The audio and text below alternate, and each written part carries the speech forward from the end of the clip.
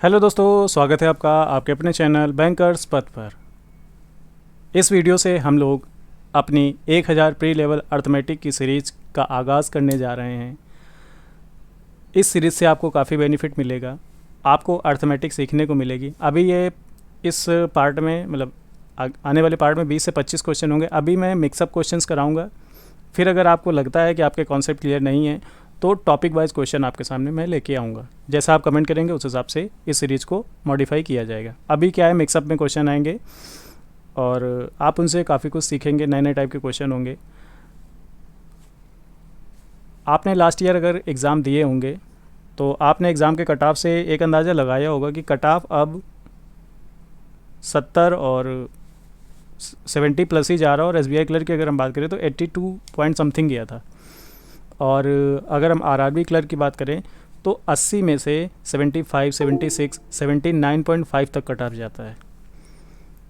आप अगर एग्ज़ाम्स को एनालाइज करें, simplification, approximation, number series, wrong number series, missing number series, ठीक है, क्वाड्रेटिक इक्वेशन, DI, ये सब होता है। और इसके अलावा लगभग 10 से 12 क्वेश्चन SBI क्लर्क और IBPS क्लर्क और IBPS PO में होते हैं। और लगभग 18 से 20 क्वेश्चन आपको RRB क्लर्क और RRB PO के एग्ज़ाम में देखने को मिलते हैं। तो अर्थमेटिक का एक बहुत बड़ा पोर्शन आपके एग्ज़ाम में आता है और इसका अपने आप में एक बहुत बड़ा एडवांटेज। अगर आपको आती है तो पूरी क्वांट आपके हाथ में है, और नहीं आती है तो फिर कुछ नहीं। तो अर्थमेटिक तो करनी ही पड़ेगा अगर एग्ज़ाम क्वालिफाई करना है, एक अपनी सीट पक्की करनी है। तो अर्थमेटिक से हम भाग नहीं सकते। अब वो दिन गए। पहले होता था कि लोग अर्थमेटिक छोड़ देते थे और बाकी सारे पोर्शन करके सेलेक्ट हो जाते थे। अभी वो सिनेरियो चेंज हो चुका है। तो इस सीरीज़ में आपको अर्थमेटिक कई क्वेश्चन कराए जाएंगे। जितने भी टाइप के क्वेश्चन एग्ज़ाम में बन सकते हैं वो सब आपको बारी बारी से कराए जाएंगे। हर पार्ट में 20 से 25 क्वेश्चन होंगे। तो चलिए वीडियो को स्टार्ट करते हैं। ये आपके एग्ज़ाम डेट्स हैं जो आपके आने वाले एग्ज़ाम्स हैं। अगर हम बात करें, अभी आपका 7 और 13 अगस्त को RRB PO का प्री है, 14 और 20 अगस्त को RRB क्लर्क का प्री है, 28 अगस्त और 3 और 4 सितंबर को आपको IBPS क्लर्क का प्री है, 21 सितंबर को SBI क्लर्क का प्री है, उसका भी नोटिफिकेशन जल्दी ही आने वाला है, 24 सितंबर को RRB PO का मेंस, 1 अक्टूबर को RRB क्लर्क का मेंस, 8 अक्टूबर को IBPS क्लर्क का मेंस, 15, 16 और 22 अक्टूबर को IBPS PO प्री आ जाएगा, 5 नवंबर को SBI क्लर्क का मेंस होगा, 26 नवंबर को IBPS PO का मेंस होगा, 12, 19 और 20 नवंबर में आपका SBI PO का प्री होगा और 17 दिसंबर को SBI PO का मेंस होगा। तो ये देख रहे हैं कि अगस्त से लेकर दिसंबर तक लाइन से एग्ज़ाम लगे हुए हैं और ये 6 बड़े बड़े एग्ज़ाम हैं जिनकी आप लोग तैयारी करते हैं। तो उम्मीद है कि आपने इन सारे फॉर्म्स मतलब RRB क्लर्क और RRB PO फिल कर दिया होगा। IBPS क्लर्क चल रहा है, उसको भी आप फिल कर चुके होंगे। बाकी आपका SBI क्लर्क और SBI PO और IBPS PO भी बहुत जल्दी आपको देखने को मिलेगा। तो चलिए फिर सीरीज़ को स्टार्ट करते हैं। आज पहला पार्ट। मैं अभिजीत पांडे, मैंने RRB PO, IBPS PO और SBI PO का एग्ज़ाम क्लियर किया हुआ है। बैंकर्स पथ, रास्ता आपके सपनों का लेकर मैं आपके सामने हाजिर हूँ। इस सीरीज़ की एक टैगलाइन रखी है, बिकेम बैंकर विद बैंकर। अगर किसी ने एग्ज़ाम क्वालिफाई कर रखा है तो कुछ तो उसके पास एक्सपीरियंस है। आप उसके एक्सपीरियंस का, उसके एक्सपर्टीज़ का यूज़ करके अपनी भी सफलता को सुनिश्चित कर सकते हैं। चलिए फिर वीडियो को स्टार्ट करते हैं। आज का पहला question, A and B started a business with capital 7,000 and 5,000 respectively. After 9 months, A withdraw rupees 2,000 and B added rupees 3,000 to their respective investment. Find the ratio in which their profit should be distributed at the end of 1 year. ठीक है, तो एक बंदा है A, एक बंदा है B। ठीक है, अर्थमेटिक तो एग्ज़ाम में करनी है। अर्थमेटिक को करने के लिए आपको कॉन्सेप्ट पता होने चाहिए, फिर एग्ज़ाम क्वालिफाई करने के लिए आपकी स्पीड होनी चाहिए। ठीक है, और कैलकुलेशन आपकी स्मार्ट होनी चाहिए। तो अगर इस क्वेश्चन को हम देखें, यहाँ पे 7,000, 5,000, 2,000, 3,000 ये 4 आइडेंटिटी आई हैं और चारों में 3-3 जीरो, तो हम 3-3 जीरो को शुरुआत से ही निपटा देंगे। ठीक है, A ने 7 रुपये इन्वेस्ट किए 9 महीने के लिए, B ने 5 रुपये इन्वेस्ट किए 9 महीने के लिए। उसके बाद 3 महीने के बाद क्या हुआ, A ने 2,000 निकाल लिए, तो अब इसके पास कितने बचे, 5। और बी ने 3000 और डाल दिया तो इसके हो गए 8। ठीक है, पहले तो 3 से पूरे को कट करेंगे। अब यहाँ पे 7 × 3 21, 21 और 5 26, और इधर जाएगा 5 और 3 15, 15 और 8 23। तो इनका जो प्रॉफिट होगा वो 26 और 23 के अनुपात में बटेगा 1 साल के बाद। Next question, the average rainfall of 27 district of state A, 2 state हैं ए और बी, ए में 27 डिस्ट्रिक्ट हैं और बी में 36 डिस्ट्रिक्ट हैं, और ए का जो एवरेज रेनफॉल है वो 16 mm है। ठीक है, और बी का जो है, बी का रेनफॉल ए के रेनफॉल से 12.5%, 12.5% हमारा होता है 1/8, यानी अगर ए में 8 बारिश हो रही तो बी में 9 बारिश होगी। 8 की वैल्यू 16 है, 9 की वैल्यू 18 हो जाएगी। क्लियर। हमसे कहा गया है find the difference between the total rainfall of state B and state A. ठीक है, स्टेट बी की टोटल रेनफॉल, तो देखो एवरेज दिया है, नंबर दिया है, टोटल कैसे निकालते हैं, नंबर इंटू एवरेज करके। ठीक है, तो डिफरेंस पूछा तो हमने डेल्टा करके डिफरेंस मान लिया। डिफरेंस क्या होगा, 36 × 18 minus 27 × 16।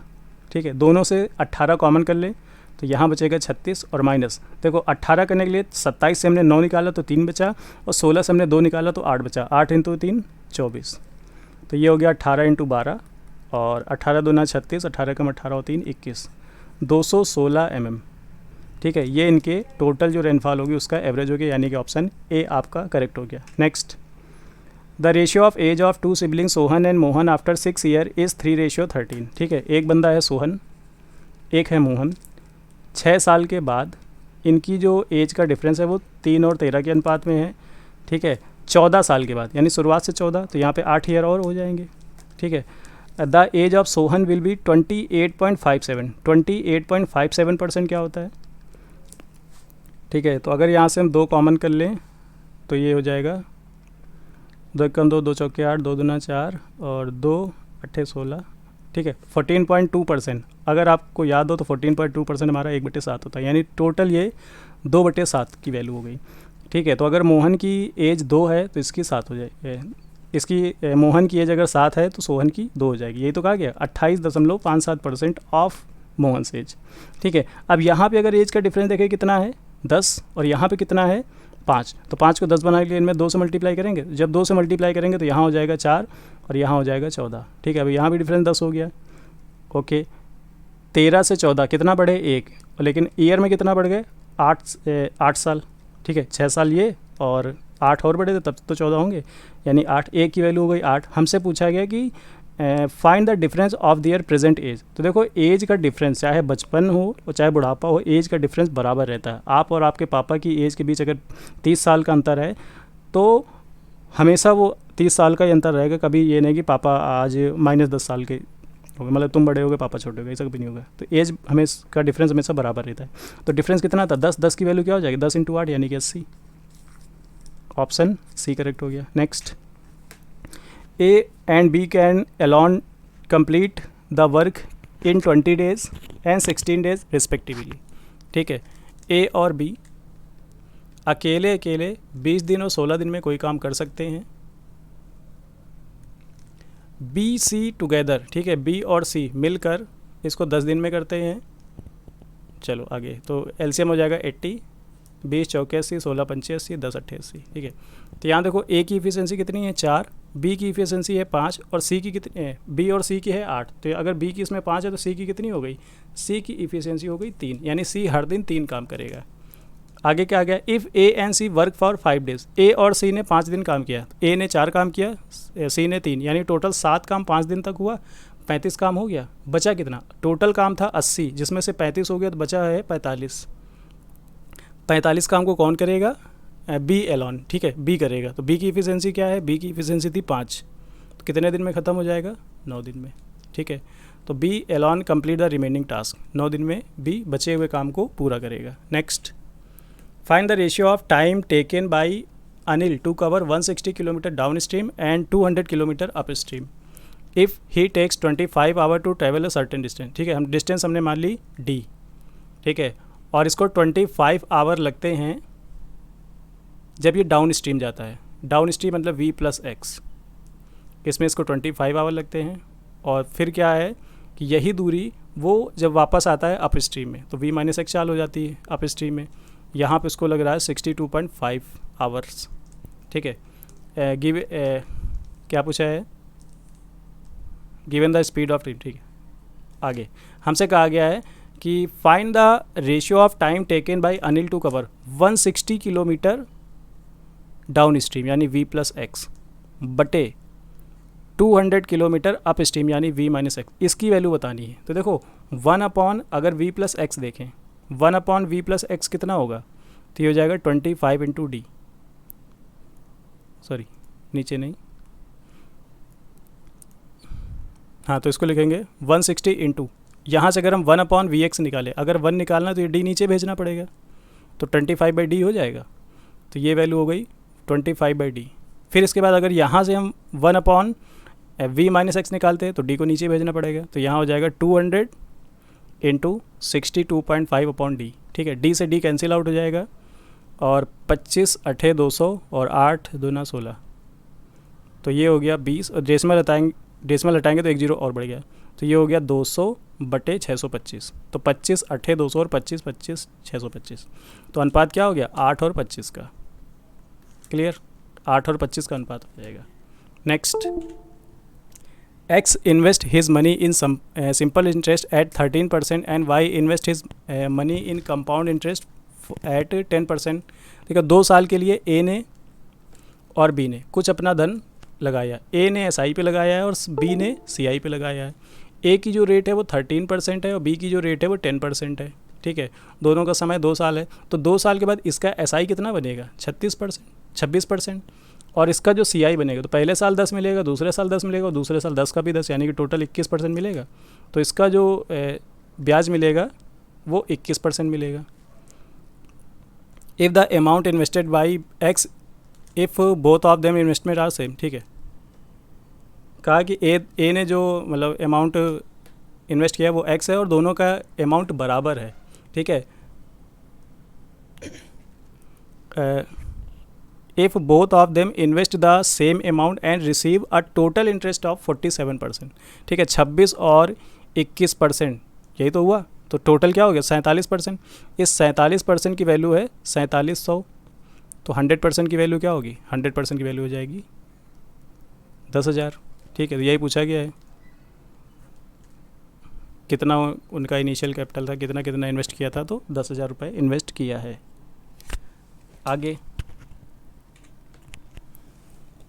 The ratio of milk and water in a 420 ml mixture is 4:3। देखो 420 ml का कोई मिक्सचर है, ठीक है, जिसमें मिल्क और वाटर 2 क्वांटिटी हैं और इनका रेशियो 4 और 3 का है। Sum quantity of mixture is replaced by water and hence the ratio become 3:4, ठीक है। 3:4 हो गया। कुछ हमने क्वांटिटी निकाली, ठीक है, तो हमने मान लिया कि ये निकालने के बाद क्वांटिटी है। एक बार निकालने के बाद क्वांटिटी का जो अनुपात है वो 4:3 का है, और उसके बाद जब इसमें हम पानी उतना ही हमने मिला दिया तो अनुपात 3 और 4 हो गया।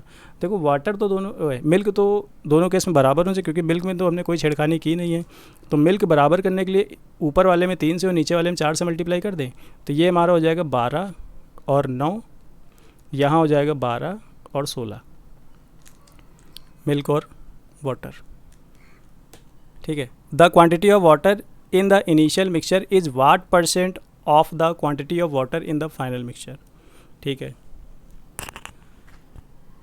तो देखो यहाँ पे कितना मिलाया गया है वाटर, तो जवाब मिलेगा 7, ठीक है। 7 वाटर मिलाया गया है, यानी कि हमने 7 मिक्सचर निकाला भी होगा, 7 मिक्सचर निकाला तभी तो 7 वाटर डाला। तो इनिशियल मिक्सचर हमारे पास कितना था, ठीक है, इनिशियल मिक्सचर कितना था हमारे पास, तो इनिशियल मिक्सचर देखें तो 12 और 9 21, 21 और 7 28। इनिशियल मिक्सचर हमारे पास 28 था, 12 और 7 21, 12 और 9 21। ये कब है, जब एक बार हमने निकाल लिया, ठीक है। 7 मिक्सचर निकाला और साथ ही हमने पानी डाला था, तो इनिशियल कितना रहा होगा 21, तो ये निकालने के बाद और 7 हमने जो निकाल लिया यानी 28 हो गया, ठीक है। मिक्सचर हमारे पास 28 रहा था, तो इस 28 की वैल्यू क्या है 420, 28 की वैल्यू 420 है, 28 की वैल्यू 420 है, ठीक है। हमसे कहा गया है कि प्रारंभिक मिश्रण में पानी की मात्रा अंतिम मिश्रण में पानी की मात्रा का कितने प्रतिशत है, ठीक है। तो अगर हम कैलकुलेशन नहीं करना चाहते तो इसको ऐसे भी कर सकते हैं। ऐसे कैसे करेंगे, थोड़ी देर के लिए इसको हटा दें। देखो टोटल मिक्सचर हमारा 28 था, ठीक है। 28 को अगर 3 और 4 में बांट दें, रेशियो तो 3 और 4 का हाँ 4 और 3 का था। अगर 28 को 4 और 3 में बांटें तो ये हो जाएगा 16 और 12, ठीक है। तो प्रारंभ में वाटर हमारे पास था 12 और आखिरी में कितना हो गया 16, ठीक है। The quantity of water in the initial mixture is 12% of the quantity of water in final. तो शुरुआत में पानी था 12, बाद में हो गया 16 इंटू 100, परसेंटेज यहीं से निकाल लेंगे। 4 से काटे 4 3 12 और 25, तो ये हो जाएगा 25 इंटू 3 75%, ठीक है। वाटर जो है शुरुआत में जो वाटर की क्वांटिटी है वो फाइनल वाटर की क्वांटिटी का 75% है। Next, Amit bought a computer during lockdown for his online education and spend 18.5% of the cost price on transportation,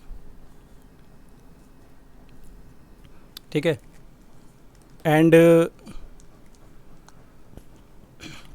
26.5% of the cost price on it's RAM and processor upgradation, ठीक है।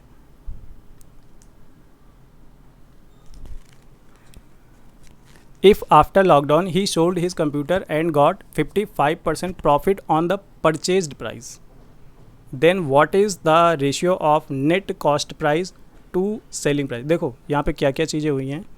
कह रहा है कि by chance वो 100 रुपये की कोई चीज़ लाया था, 100 रुपये का CP था उसका, जिसमें से इसका 18.5%, ठीक है, 18.5% उसने खर्चा किया है ट्रांसपोर्टेशन पे और 26.5% खर्चा कर दिया रैम और प्रोसेसर पे। तो टोटल कितना 45% खर्चा किया। तो जो एक्स्ट्रा खर्चा हुआ, एक्स्ट्रा खर्चा कितना होगा 100 का 45% यानी 45 हो गया, ठीक है। टोटल उसके कितने लगे 145। इसके बाद जब बेचा तो बेचा कितने पे है, अगर यहाँ पे हम प्रॉफिट की बात करें तो प्रॉफिट कितना हुआ 100 का 55%, ठीक है।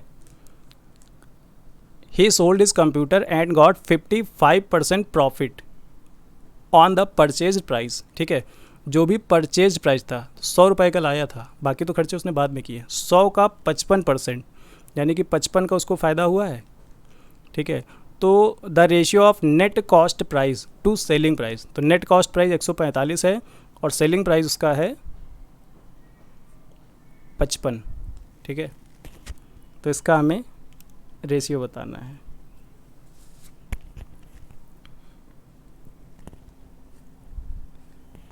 नेट कॉस्ट प्राइस और सेलिंग प्राइस का रेशियो बताना है।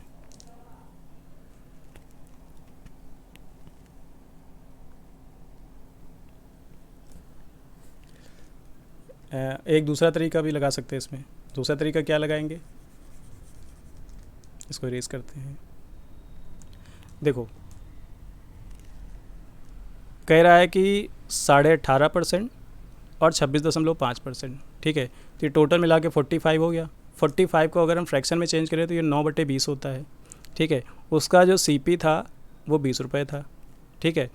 एक्स्ट्रा खर्चा कितने हो गए 9 रुपये, ठीक है। तो टोटल जो कॉस्ट पड़ी, ठीक है, टोटल कॉस्ट नेट कॉस्ट जिसको बोलते हैं, नेट कॉस्ट कितनी हो गई, तो 20 और 9 यानी कि 29 हो गई, 29 हो गई। इसके बाद कहा गया है कि जब उसने बेचा, ठीक है, जब उसने बेचा तो यहाँ जो प्रॉफिट होगा, प्रॉफिट जो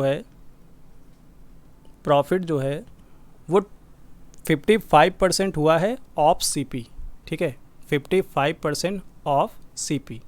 तो 55% होता है 11/20 और CP कितना है उसका, तो CP उसका 20 रुपये था यानी 11 का प्रॉफिट हुआ है, 11 का प्रॉफिट हुआ है।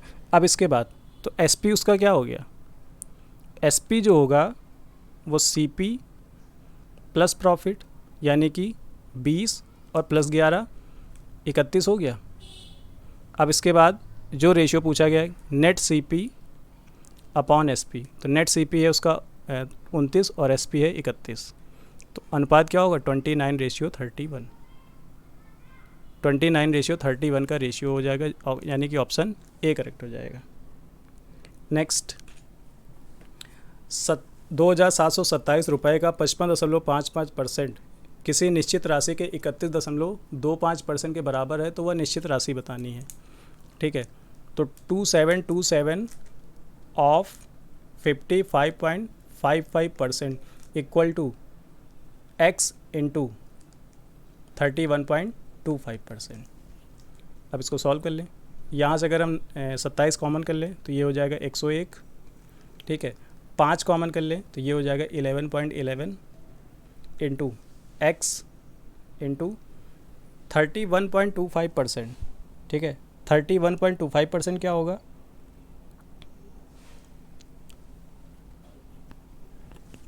अब इसको सॉल्व करते हैं। 31.25%, इसको कुछ लिखा जा सकता है? इसको लिख सकते हैं 62.5/2%। ठीक है, परसेंट से परसेंट हटा दें तो यहाँ से x की वैल्यू निकल आएगी। x की वैल्यू क्या होगी? 27 इंटू 101 इंटू 5। ठीक है, और 11.11 हमारा 1/9 होता है, और अपॉन में 6 2.5, और ये 2 जो है ये ऊपर चला जाएगा। तो फाइनली हमारे पास ये बन के आया। डेसिमल हटा देंगे, 1 0 बढ़ेगा तो यहीं बढ़ा लेते हैं। 25 से काटा तो यहाँ हो जाएगा 25 और यहाँ पे हो जाएगा 2। आगे जो होगा 9 से इसको काटेंगे, 9 3 27 और 101, सॉरी यहाँ पे 90 होगा। नहीं सही है, 62.5। ओके,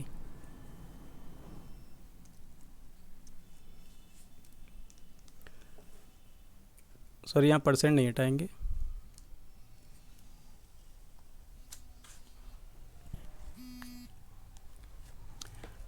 परसेंट नहीं हटाएंगे तो ये 2 0 भी ऊपर जाएंगे, 2 0 ऊपर चले गए। अब क्या होगा? 25 से उसको काटेंगे 4 बार। ठीक है, तो हमारे पास फाइनली आया 4 इंटू 2 इंटू 2, 4 दूना 8 दूना 16 इंटू 48, 48 इंटू 101।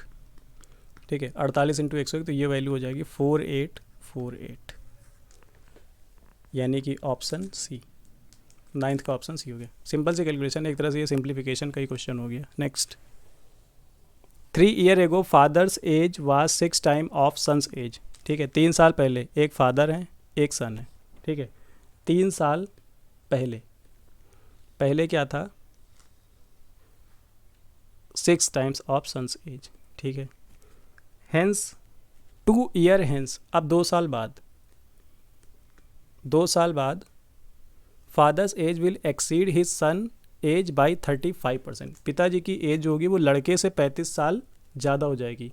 तो देखो, पिताजी और लड़के की एज बचपन से 35 साल का डिफरेंस चल रहा होगा, ज़्यादा हो नहीं जाएगी। तो इनकी एज का जो डिफरेंस है, यहीं से देख लें, ये जो डिफरेंस है यहाँ हमारे हिसाब से 5 आ रहा है, इसकी वैल्यू 35 है, तो एक की वैल्यू क्या हो गई? 7 हो गई। ठीक है, तो यहाँ से हम एज बता सकते हैं कि फादर कितने के थे 3 साल पहले? 42 के थे, और सन जो था 7 साल का था। ठीक है, 3 साल पहले। आगे क्या कहे? Find the ratio of present age of father and son. ठीक है, तो पिताजी जब 3 साल पहले 45 के थे, तो अभी कितने के हो गए होंगे? 42 और 3 45। 3 साल पहले 42 के थे, अभी कितने के हो गए? 45 के। पुत्र जो है वो अभी 10 का हो गया। तो present age of father and son, तो रेशियो पूछा है, तो रेशियो क्या हो गया? 9:2। ठीक है, रेशियो 9:2 हो गया। And also find age of father when his son was born. ठीक है, तो देखो, जब लड़का 7 साल का है तो पिताजी हैं 42 के, जब लड़का पैदा हुआ होगा तब पिताजी कितने रहोगे? 35 के रहे होंगे। तो ऑप्शन ए जो है यहाँ पे 45 की जगह 35 कर लेना।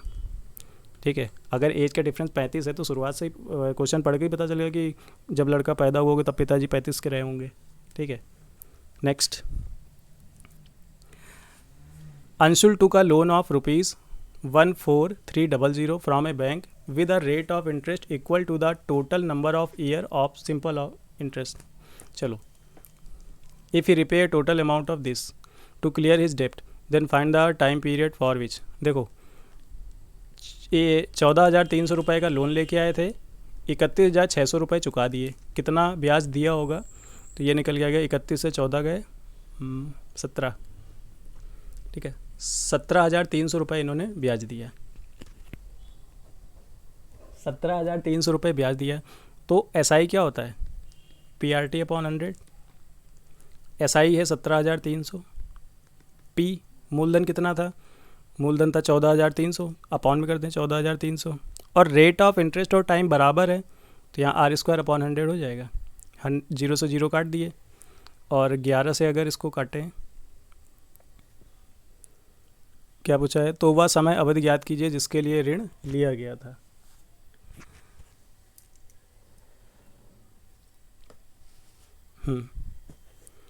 सॉरी, ये 603 था, माय मिस्टेक।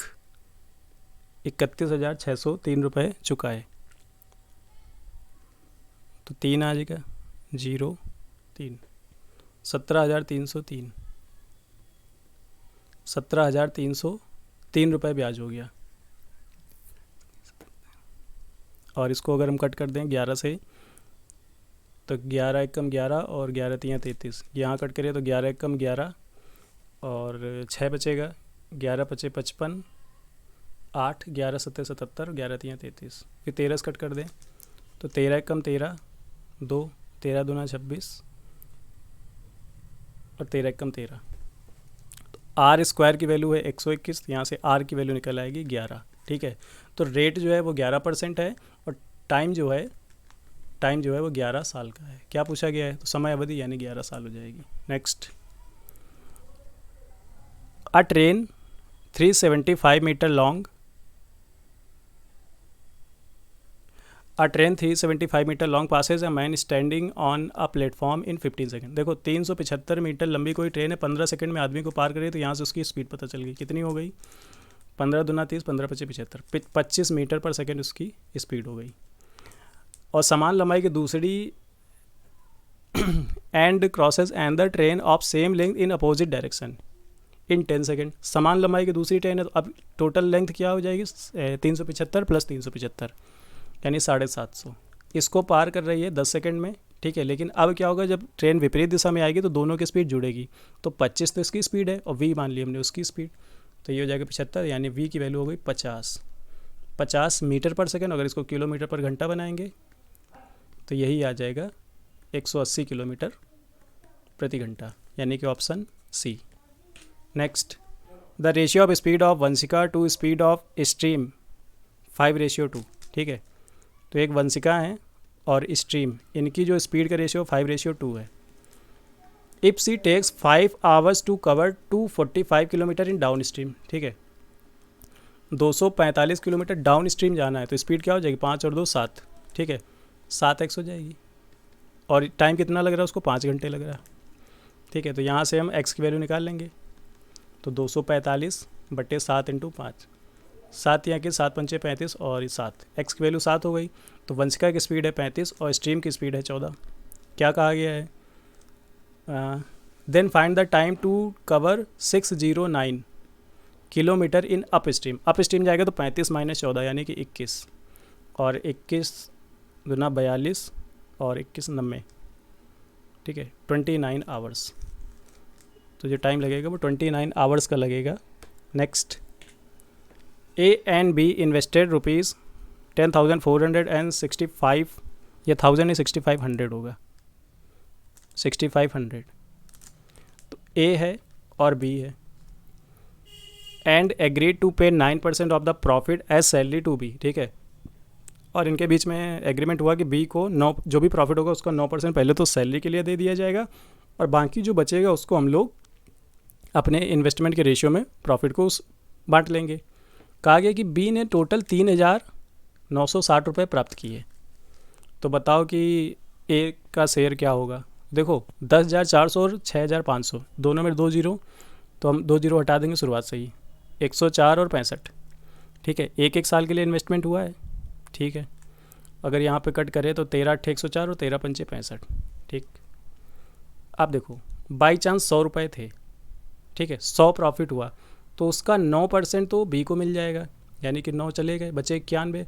इस 91 को 8 और 5 के रेशियो में बांट दो, तो 13 7 91 और 7 पंचे 35 और 7 8 56, 56 और 35 हो गया, 56 और 35।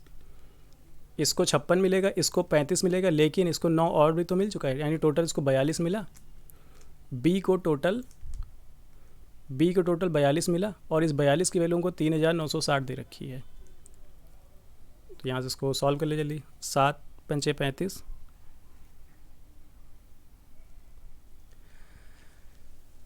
सॉरी 44 है,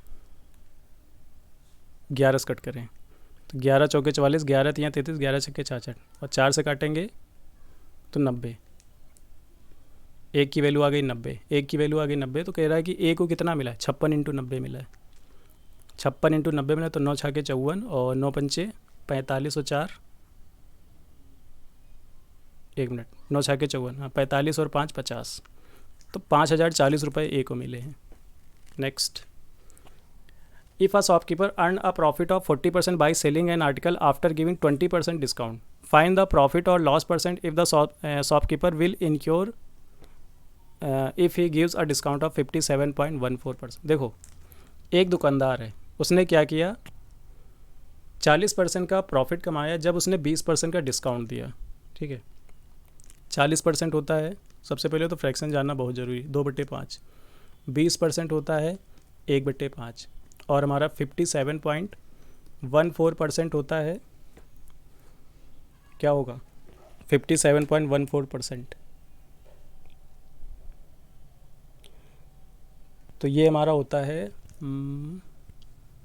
7 का होता है 14, 14 चौके 56, हाँ तो 4/7। ठीक है, अब चलते हैं। कह रहे हैं कि 20% की छूट दी, 40% का प्रॉफिट कमाया। तो देखो 3 प्राइस होते हैं, एक एमपी, एक एसपी और एक सीपी। सीपी पे हमको 40% का प्रॉफिट मिला, यानी 5 की चीज़ लाए तो उसको हमने 7 रुपये का बेचा। ठीक है, और हमने डिस्काउंट दिया, यानी कोई 5 की चीज़ रही होगी उसको हमने 4 पे बेचा। अब इनको इक्विवेलेंट रेशियो बना ले, तो यहाँ पे 7 से मल्टीप्लाई और यहाँ पे 4 से मल्टीप्लाई, तो हो जाएगा 7 पंचे 35, 7 चौके 28 और 4 पंचे 20। 20 की चीज़ थी, 28 की हमने बेची, लेकिन लिखा उस पर 35 था, और फिर हमने डिस्काउंट के साथ उसको 28 की बेची। हमसे कह रहा है कि यदि वह 57.14% की छूट देता, यानी 35 की चीज़ को 57.14 यानी 4/7, 7 की होती तो 3 की बेचता। तो 7 की वैल्यू है 35, तो 3 की वैल्यू क्या हो गई 21। ठीक है, तो उसका प्रॉफिट परसेंट क्या होगा, एक का प्रॉफिट कमाएगा 20 × 100। 1 मिनट, सॉरी 15, तो उसका 5 का लॉस हो रहा है, 5 का लॉस हो रहा है, तो ये कितना हो जाएगा 25%। 25% लॉस हो गया उसको, ऑप्शन डी, 25% का लॉस हो गया। नेक्स्ट, उस स्क्वायर का एरिया ज्ञात कीजिए। Find the area of square which is inscribed in a circle of radius 9। देखो, एक सर्कल है, इसके अंदर एक स्क्वायर बनाया गया है, तो ये हमने स्क्वायर बना लिया।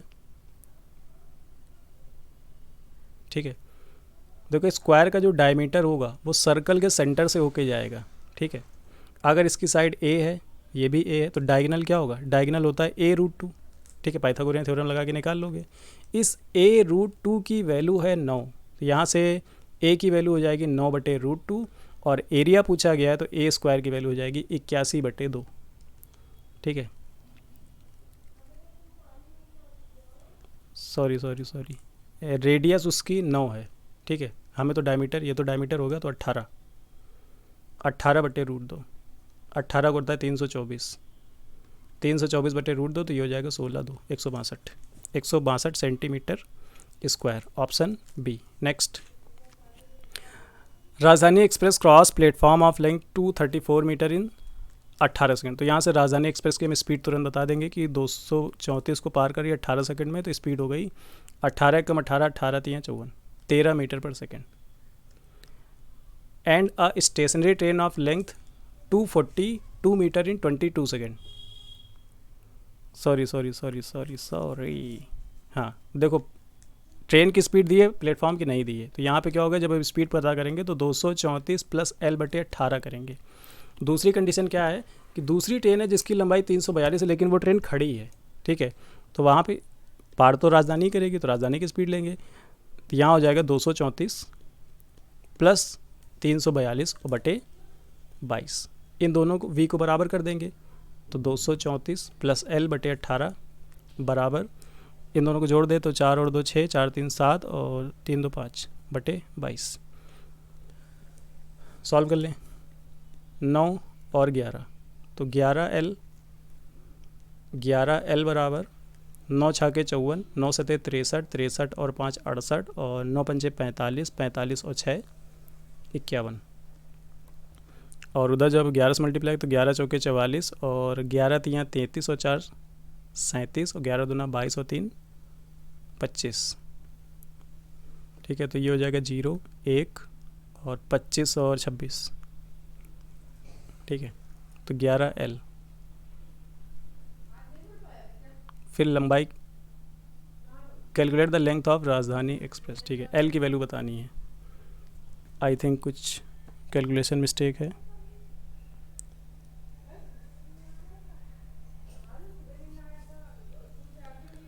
ओके। तो ये जो 243 है ये प्लेटफॉर्म की लेंथ है, राजधानी की नहीं पता, तो यहाँ पे L लिखेंगे। तो ये हमारा इधर होगा L प्लस 342। क्लियर। तो 11 और ये तो 2 हो जाएगा, 11L माइनस का 9L तो 2L। ठीक है, पूरी कैलकुलेशन गड़बड़ हो गई। और यहाँ पे हो जाएगा 11, पहले तो 9 से मल्टीप्लाई, 9 दूना 18 और 9 चौके 36, 1 37 और 9 तियाँ 27 और 3 30, 11 चौके 44, 11 तियाँ 33, 33 और 4 37, 11 दूना 22 और 3 25, तो 4 0 और 5, 2L बराबर 504। ठीक है, ट्रेन की लंबाई की गणना करें। 504 आधा कर देंगे तो वही 25 252। तो ऑप्शन नहीं है, तो none of these. Next, the number of student in school B is 46.66% more than school A which is 27.77% of school C. देखो 3 स्कूल हैं, एक ए है, एक बी है, एक सी है, और 2% हमें दिए हैं कि खतरनाक। एक तो 46.66% और दूसरा है 27.77%। क्लियर। इनकी वैल्यू हमें पता होनी चाहिए। तो वैल्यू कैसे निकालेंगे? 46.66%।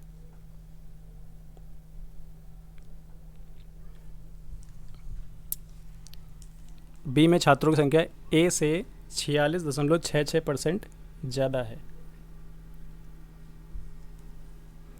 तो अगर हम इसको देखें, इसको हम लिखते 40 प्लस 6.66, जो गाड़ी लगा सकते हैं वही लगाएंगे। अगर हमें 46.66% को चेंज करना है तो इसको जल्दी से लिखेंगे 40 प्लस 6 इंटू 1.11%।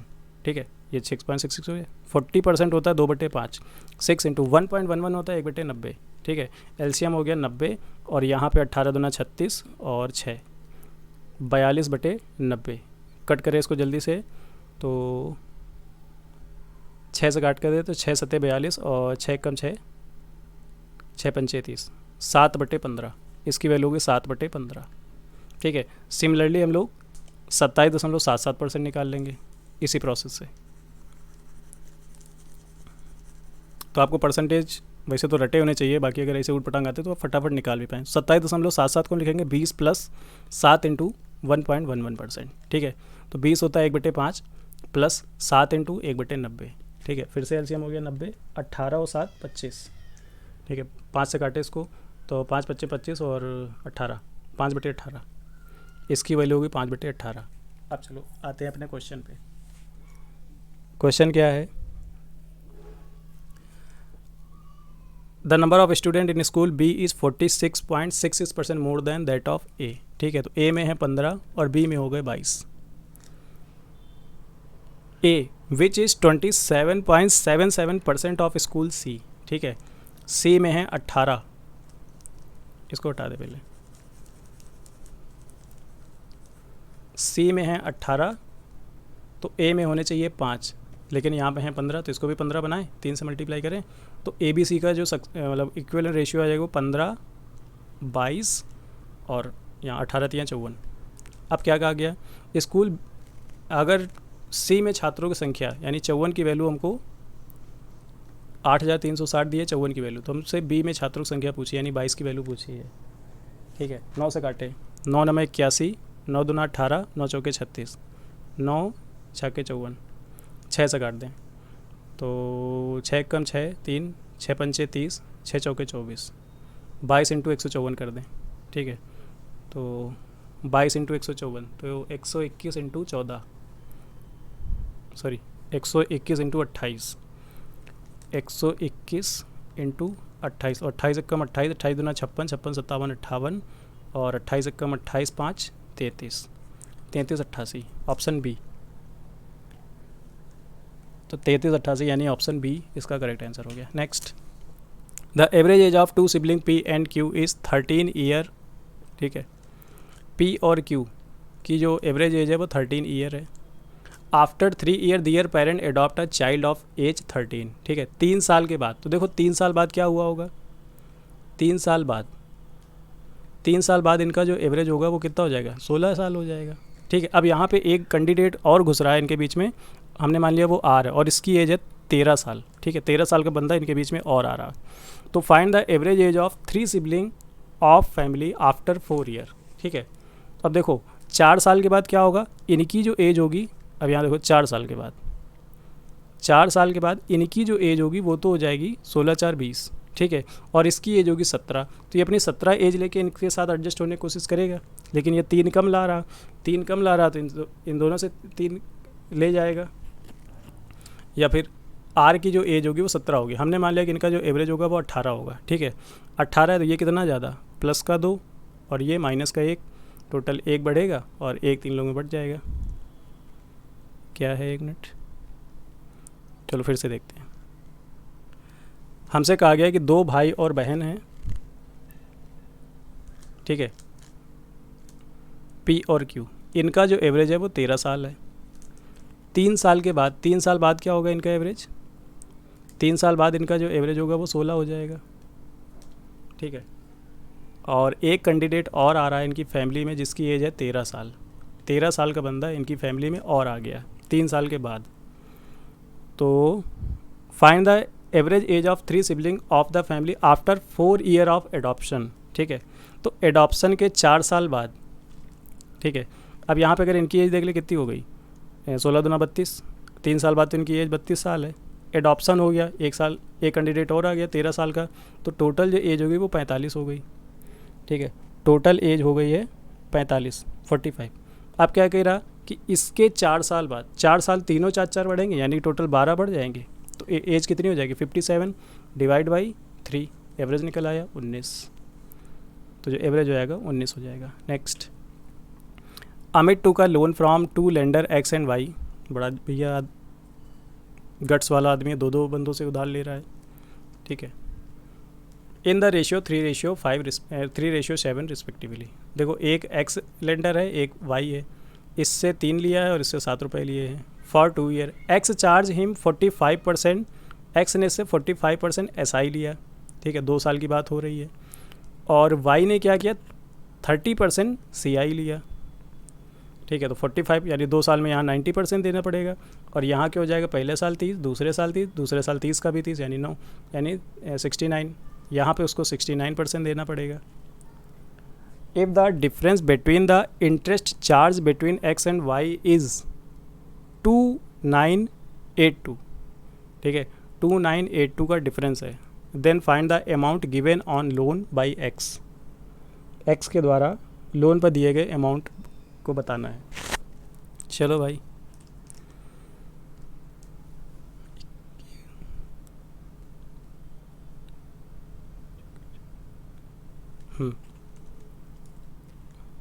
चलो देखते हैं। तो यहाँ देखो 90% देना पड़ेगा 3 का, यानी टोटल इंटरेस्ट कितना होगा 2.7। यहाँ क्या होगा 7 का 69%, तो 7 9 63 और 7 6 42, 42 और 6 48, तो 4.83% यहाँ देना पड़ेगा। इनका क्या कह रहा है कि difference between the interest charge between X and Y. ठीक है, यहाँ पे जो डिफरेंस है, डिफरेंस कितना है तो 2.13 का, इस 2.13 की वैल्यू है 2982।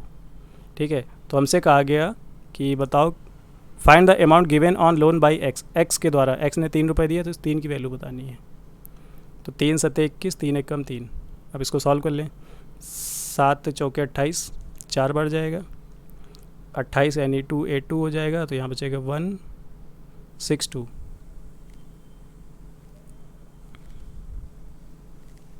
एक मिनट, 4 होगा, अच्छा 7 चौके 28, 284, 398 में से गए तो यहाँ बचेगा 4 और 1, 142, तो 42, ठीक है, और 2 जीरो लग जाएंगे। तो 4200 रुपये एक्स ने उसको 4200 रुपये दिए। अगर वाई पूछता तो वाई क्या करते, 42, 3 की वैल्यू 42 है, 1 की वैल्यू हो गई 14 और 7 की वैल्यू हो जाएगी 98, ठीक है। 9800 रुपये वाई ने दिए और 4200 रुपये एक्स ने दिए। Next, A and B can complete a work together in 34 days, ठीक है। ए और बी किसी काम को 34 दिन में कर सकते हैं। 12 days after the completion of work, 12 days before the completion of work A left, calculate in how many days total work got completed if B takes 102। B को इसे कंप्लीट करने में 102 दिन लगते हैं। तो 102 इसका एलसीएम ले लिया, यहाँ हो जाएगा 3, यहाँ हो जाएगा 1।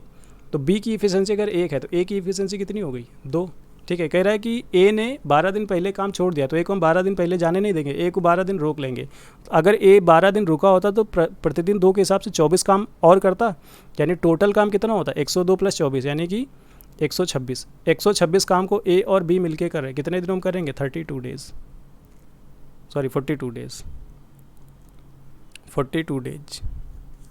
तो पूरा काम जो है इसका 42 डेज में ख़त्म हुआ। Next, Kishan cover different distance in still water, that is distance of 70 kilometre with speed of 8, 70 kilometre 8 की स्पीड से, 65 किलोमीटर 7 की स्पीड से और 60 किलोमीटर 14 की स्पीड से, ठीक है।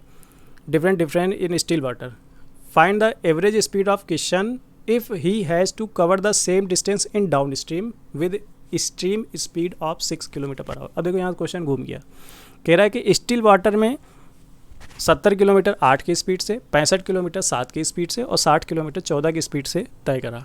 कह रहा है कि अब केस बदल गया, अब वो डाउन स्ट्रीम जा रहा है, यानी धारा की दिशा में जा रहा है। जब धारा की दिशा में जाएगा तो अब स्पीड में धारा की भी तो चाल जुड़ती जाएगी, ठीक है। तो दूरी तो वही रहेगी लेकिन स्पीड चेंज होगी। यहाँ पे स्पीड हो गई 14 किलोमीटर प्रति घंटा, यहाँ 7 6 13 किलोमीटर प्रति घंटा और यहाँ हो जाएगी 14 6 20 किलोमीटर प्रति घंटा, ठीक है। अब यहाँ अगर टाइम देखें, 70 किलोमीटर जाना 14 की स्पीड से, टाइम कितना लगा, 5 घंटे का। यहाँ पे भी 5 घंटे का और यहाँ पे 20 3 60 3 घंटे का, ठीक है। अब हमें एवरेज स्पीड बतानी है। एवरेज स्पीड क्या होती, total distance upon total time.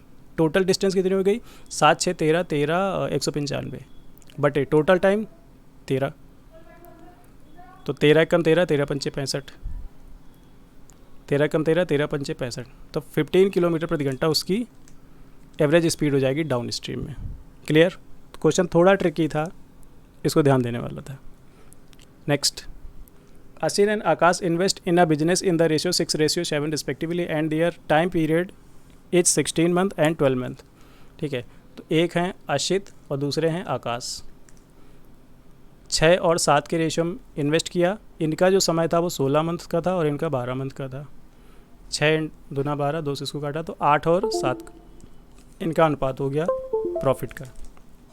Find the difference between their profit if 1519 if the difference between their profit, ठीक है। इनके प्रॉफिट का जो डिफरेंस, इस एक की वैल्यू है 1519, तो आकाश का हिस्सा ज्ञात कीजिए। आकाश का हिस्सा, एक की वैल्यू 1519 है तो आकाश का हिस्सा कितना हो जाएगा, 7, इसे हम 7 से मल्टीप्लाई करें तो 19 सत्ते 133 और 15 सत्ते 105 और 1 106, 106 33 यानी 10,633 रुपये आकाश का हिस्सा हो गया। Next, the price of wheat decrease by 20% and the consumption of wheat by a family increase by 12.8%। देखो, प्राइस इंटू कंजम्पशन, सॉरी हाँ, price into concentrate into total होता है एक्सपेंडिचर, ठीक है।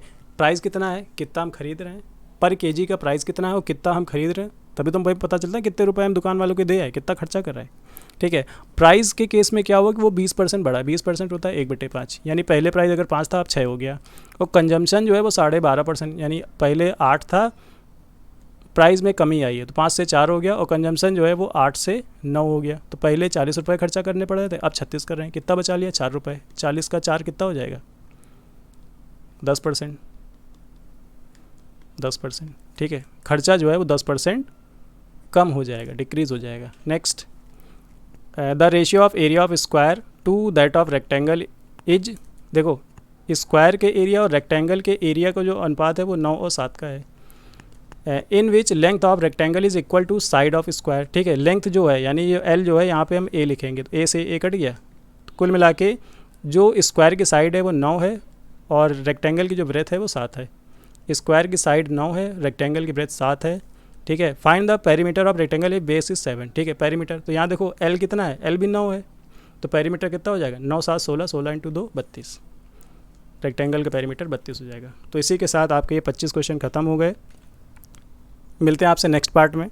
25 क्वेश्चन मुझे लग रहा है थोड़े ज़्यादा है, तो इसको थोड़ा कम करना पड़ेगा, आप भी बोर हो जाएंगे। तो चलिए फिर आज के वीडियो में इतना ही, मिलते हैं फिर आपसे नेक्स्ट वीडियो में। तब तक अपना ख्याल रखें, अपनी तैयारी में ज़ोर शोर से लगे रहें, इस सीरीज़ का फ़ायदा उठाएं और दूसरों के साथ भी इसको शेयर करें। मिलते हैं फिर आपसे नेक्स्ट वीडियो में, बाय।